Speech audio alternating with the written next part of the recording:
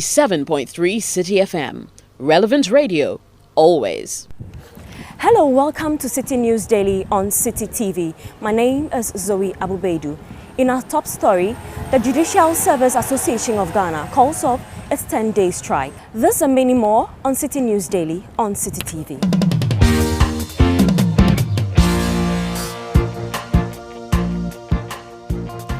In our first story, the Student Representative Council of University of Cape Coast has declared what it calls yentua utility, following demands by school authorities to get them to pay electricity bills.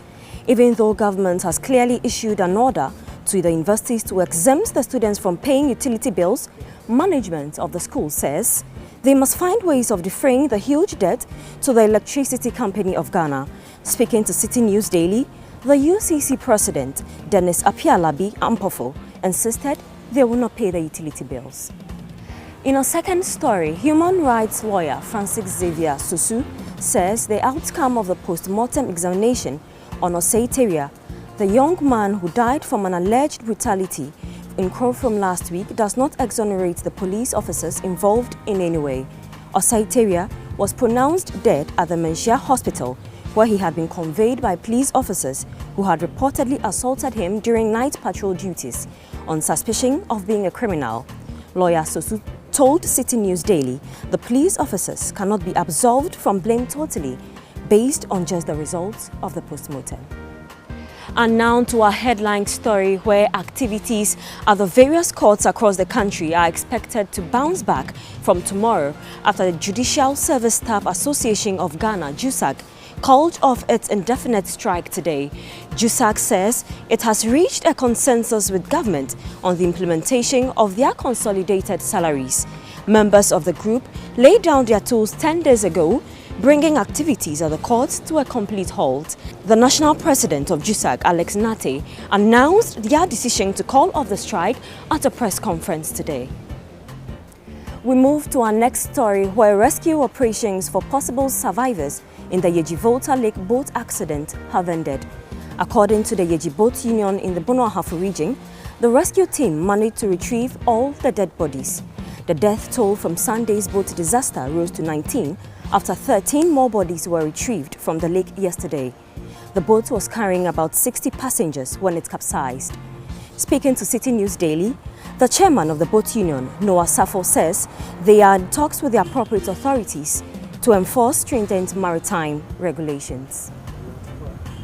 And now to Parliament, where some minority members are raising concerns about the utilization of the Ghana Cocoa Board syndicated loans proceeds from the 2015-2016 crop season.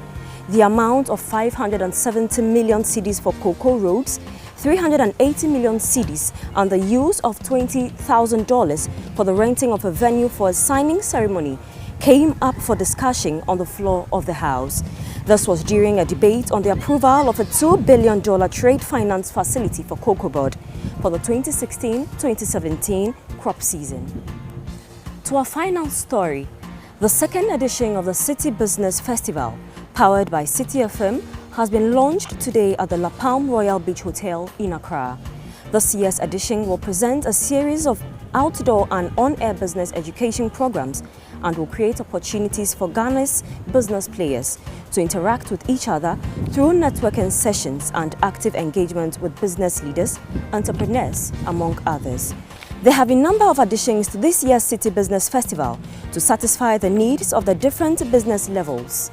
These include the Management Bootcamp, Sales Revolution, Exceed, and the Innovation Summit. The Innovation Summit, under the theme The Future of Ghana Businesses, is a conversation to envision the kind of business environment that Ghana will have in the next 20 years. This year's edition has also been carefully crafted to take care of the youth through the footprint. This is a platform that is designed to engage the tertiary student community as they prepare for the corporate world. That's how we end today's edition of Citi News Daily on Citi TV. For more news, log on to citifmonline.com. My name is Zoe Abu-Baidoo.